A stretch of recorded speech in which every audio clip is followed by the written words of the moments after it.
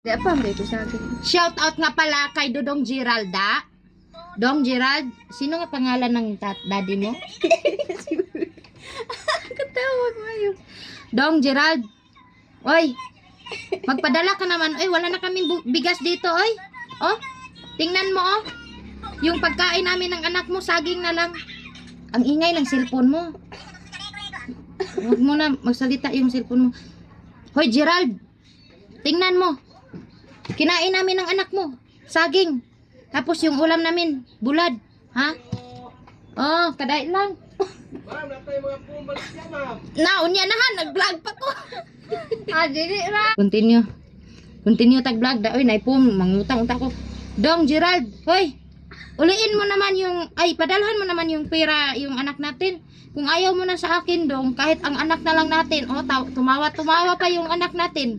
Oh, Ganda oh. ganda oh, ganda. Gandang bata. Gandang bata, hindi man lang kami magkakulay. Ang puti-puti ng batang to, tapos yung ina niya parang iwan ko. Ang ganda oh.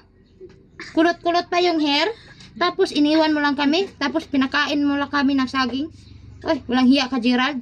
Tapos bulad lang yung ulam namin. Yung anak namin, yung anak natin, tingnan mo. Yung saging namin ginagmay-gagmay ko lang para makain niya, para matulon niya. Tingnan mo, hindi na yan nakatulon ng saging. Tingnan mo, inugom yung saging. Kumain ka. Tunlen mo ba? Tunlen.